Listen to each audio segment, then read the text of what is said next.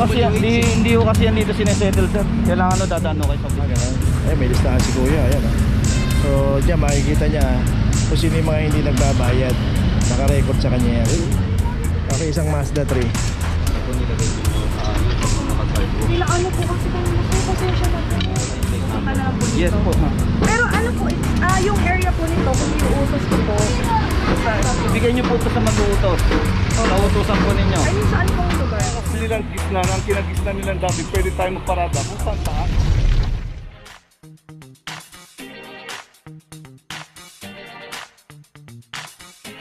Papa Joe TV!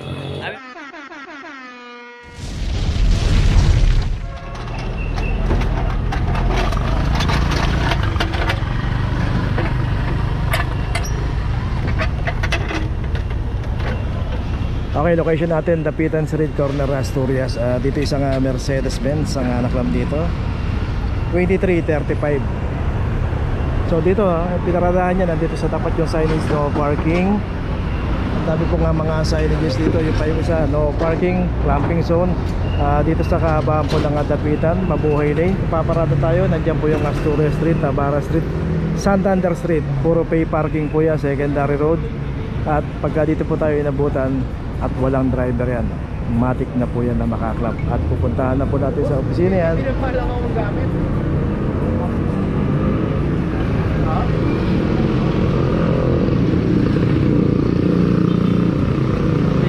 Parking po natin, yung mga kanto po sa looban. Huwag lang po tayo dito sa may Mabuhay Lane. Kahit magtotoo lang po kayo, sir, huwag nyo iiwanan dito dahil ito yung clamping zone saka towing zone. Puntahan nyo na lang po yan dyan sa may Central Ayun, Park. may notice na. Mag-commute na lang muna ko kayo ng tricycle dyan. Malapit. Hindi ko kasi yan dito sinesettle, sir. Kailangan dadaan kayo sa opisina po. Ando doon na din naman ho yung magtatanggal yan. Saglit lang ho yan, sir. Gano'n kabilis to, boss? Pag nakapunta na kayo doon sa Central Market, matagal na po yung 5 minuto. Yan lang po yan, sir. Along Quezon Boulevard lang yan. Tricycle lang po. Dalhin nyo lang po yung papel. Okay. So, naipaliwanag na, tuloy na tayo. Okay, dito pa rin tayo, Remigio, corner na ng Rizal Avenue. At dito isang Toyota Hiace at kita nga natin pagkakaparada nito. Pagkakaparada nito, kantong-kanto na naman, street corner. 2415. 2415. So yun nga no, nakita natin maluwag naman dito. Pwede niyang i-abante rito. O kung sakali man na pumarada siya, wala pang may nakaparada pa rito, sana inantay niya muna tapos inayos niya.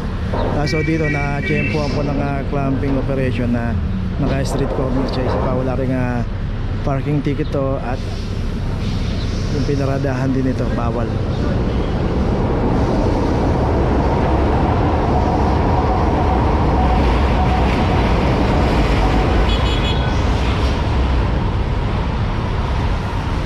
Ito may notice na yung Toyota Hiace na naka street corner. Tuloy na tayo.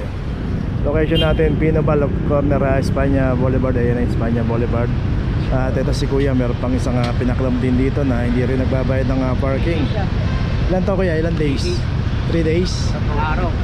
Bali nga 4, may utang na isa yan eh. Ganun. Ay, may listahan si kuya. Ayan. So diyan makikita niya kung sino yung mga hindi nagbabayad. Naka-record sa kanya yan. Utang. So wala tayong lusot dyan. Kaya pagka pumaparada tayo sa mga pay parking, magbayad na lang po tayo. Yun lang po yun, wala nang iba. Ngayon kung ayaw natin magbayad, hanap po tayo ng mga secondary road. Kasi yung minsan yung secondary road, yan din may mga parking attendant. Magbabayad pa rin tayo talaga. Kaya ganun talaga kasi ordinasa po dito sa Manila yan. At least meron, kahit pa paano merong parkingan. Dahil wala po talaga paghahalaga dito, masikip po ang Maynila. Yun nga, buti nagkakaroon ng mga pay parking. Kahit pa paano pwede tayo pumarada na hindi tayo mahuhuli. Kaso hindi naman tayo nagbabayad ng parking. Kaya ito, naklap tong isang Honda rito. Okay, tuloy na po tayo. Location natin, Fajardo Street, in between ng Carola Street at Don Quixote. At dito isang Toyota Vios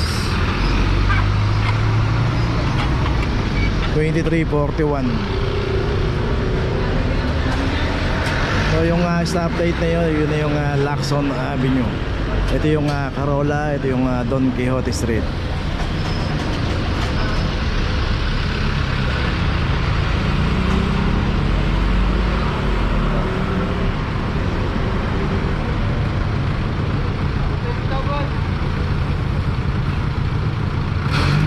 So yung isang delivery truck yung mayroong driver aalis na rin.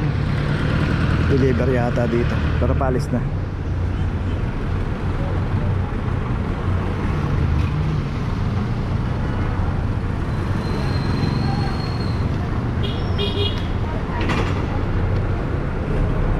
Okay, may notice na itong BS, tuloy na tayo. Location natin Galicia Street, corner Loyola Street. Dito isang Ford Explorer. Street corner ang pagkakaparada, kaya naklampa dito rin sa kahaba ng Galicia Street. Both side may mga nakaparada rito, pero pay parking po yan. At lahat siya may mga parking ticket. At dito naman yung pagkakaparada ng Ford Explorer, dapat to nakapasok dito sa loob pa, kasi kasama po sa inuhuli dahil nandun po sa notice yung street corner na violation. 23-27.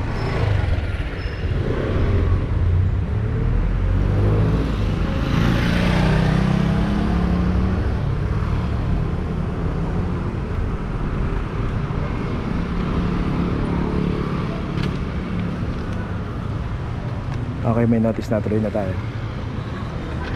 Location natin Tomas Mapua, in between ng May Halige at in between ng May Halige at Pugoso Street. Dito naman yung isang Ford Everest ang naka-double parking dito. 2408. So makita nga natin yung pinaradahan nito, yung sa kabilang side, ayun, meron nang nakaparada. Pero yung sasakyan dito, ayan, nakita natin, may ticket, updated yung ticket. Pero siya wala nang ticket, naka-double parking pa rito.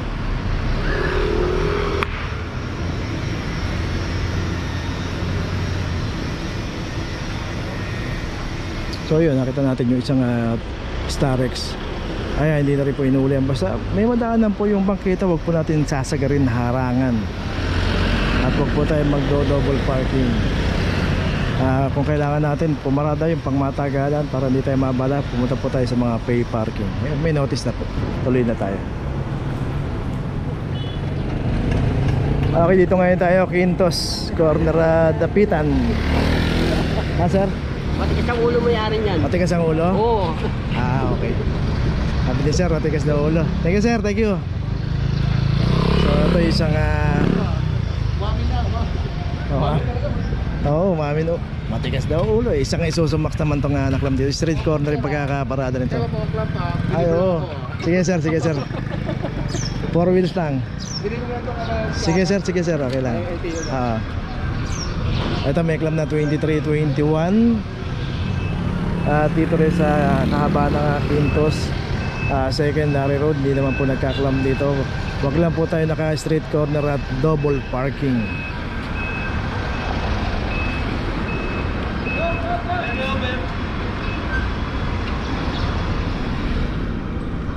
So yung isang Starex meron driver dun. Okay, ito may notice na yung isang Isuzu Max. Tuloy na tayo. Location natin Loyola Street, corner Lacson Avenue.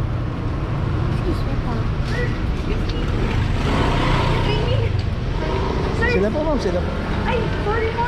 Okay, isang Mazda 3. Bila ano po kasi kung sir, pasensya na po. Hindi naman nagtitig ka lang. Ay, sila po. 23-22. Sa kanila ma'am. Pwede yung magparada dyan. Saan po sir? Dun po, sa pay parking. Saan? Ay, saan Dun po, sa kabila pong tawid. Kabilang tawid po ha. Ano po, first time ko lang din po kasi nag-park dito sir. Hindi alam ma'am. Hindi po ako aware sir eh. Nandun sa training po kasi yung mga tao ko po eh. Pasensya na Dapat po. kung hindi kayo nagano sa kanila na pwede mag-parking dito. Kayo makikinig sa kanila. Pasensya na sir. Ano po po talaga alam ko eh. Ganito po pupuntahan niyo po ito sa Sir, baka pwede na po ano po. First time po kasi Pasensya na kayo ma'am, pero hindi namin kayo mapagbibigyan kasi dito madalas po meron din naka-clamping po dito. Nakikita po kami araw-araw ng mga tao. Tapos kayo po, napag-uusapan niya kami, bibigay namin, unfair naman po sa kanila. Pupuntahan niyo na lang po yan ha, within 3 hours lang po yan ha. Sir, nasa training kasi ako ngayon ng mga Sige po, tapusin niyo na muna po. Basta within 3 hours po, kailangan po maayos niyo na po yan sa Central Market in Camping po ha. Saan po ang ano nito, sir? Sasakay kayo ng tricycle, alam po nila yan kung saan ang sinesettle yung penalty po niya. Tapusin nyo na lang muna po yung tatapusin nyo dyan. Meron pa naman po kayong 3 hours eh. Opo. Hindi nyo kailangan madali. Mabayaran mo. Pag nasettle niya yan ma'am, yung magtatanggal niyan, tinatawag nila yan nasa area po. Bibigay po yung Pupunta na location lang nyo po- sa plate pupunta number. na lang po dito. Yes po ma'am. Pero ano po, yung area po nito, kung iuutos ko po, Basta ibigay nyo po ito sa mag-uutos. Nauutosan po ninyo. I mean, saan pong lugar po? Central Market Impounding po. Alam po ng mga tricycle. Yes po. Malapit lang po ba dito? Nasa ano lang po yan ma'am, nasa Quezon Boulevard lang po. Nakikita nyo yung location Quezon Boulevard. Opo. Alam po nila yan ma'am. Okay, so Yung proper parking po dito. Both side, pwede po kayo dyan, magpapatigil po kayo. Sa kaliwa po. Kaliwat kanan po, both side. Susunod lang po, may kado po nung una. Susunod po. Nakikita nyo naman Dos po. Castilla saka Don Quixote Pay Ah, Parking. sige po. So yung isang si kuya, ito dito yung driver. Kumain lang. So yung kay ma'am kasi nakabalagbag doon sa bangketa. Saka naklampo yun na wala pa yung driver. Okay, tuloy na po tayo. Okay, nandito na ngayon tayo sa opisina ng clamping sa impounding dito sa Central. Dito na po nagtatapos ang ating vlog. Maraming salamat po sa mga subscriber, sa mga viewers, sa mga napadaan po sa ating channel. Maraming salamat po sa mga suporta nyo. Sa mga hindi pa po nakakapag-subscribe, subscribe na po tayo mga kabayan. Maraming salamat po. Mabuhay!